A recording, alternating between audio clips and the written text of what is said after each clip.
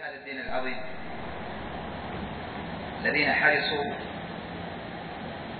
على الاجتماع وعلى اللقاء وأخذ العقيدة الصافية من منبعها الأصلي. وإنني بهذا أقول شرفتم بجلوسكم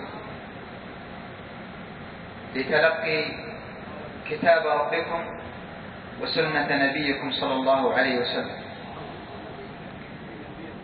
وهذا শেখ বললেন যে আমাদের যে আকীদা এবং বিশ্বাস, আকীদা এবং বিশ্বাসের দিক থেকে আমরা সবই এক। এবং আজকের যে আমাদের ইজতিমা বলছে, মিটিং বলছে বা আয়োজন বলছে, এই আয়োজন হচ্ছে ওই একই বিশ্বাসের কারণে। এবং যেহেতু যে যেখানে থাকে না কেন সব মানুষই কিন্তু ওই একই বিশ্বাসের উপরে নির্ভরশীল, আর সেটা হচ্ছে যে রাসূলুল্লাহ সাল্লাল্লাহু আলাইহি ওয়াসাল্লামের সুন্নতের তরিকা। أقول تعلمتم شيئا من كتاب ربكم وسنة نبيكم صلى الله عليه وسلم، فهنا توجب عليكم حين وصولكم إلى دياركم أن تكونون خير ناقل لهذا الكتاب وهذه السنة।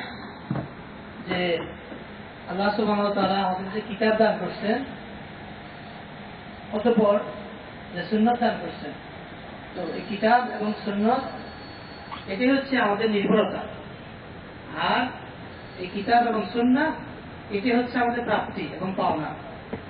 এবং আমাদের যত উদ্দেশ্য আছে এবং যত টার্গেট আছে সব কিছু কিন্তু এই কোরআন এবং সুন্নাহর ভিত্তিতে হওয়া বাঞ্ছনীয়।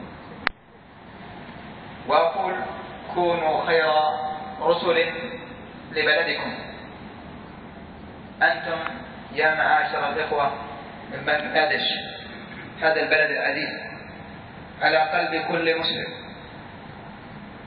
ينبغي لنا أن نقوم بالدور الرائد من خلال نشر العقيدة الصحيحة الصافية في هذا البلد المحترم. যে যদিও আমরা রাসূলুল্লাহ সাল্লাল্লাহু আলাইহি ওয়াসাল্লাম দেশে জন্মগ্রহণ করিনি, আমরা কিন্তু মুসলিম। বলছেন বাংলাদেশের মানুষ মুসলিম, তো সেই দিক থেকে আপনি যেখানে জন্মগ্রহণ করেন না কেন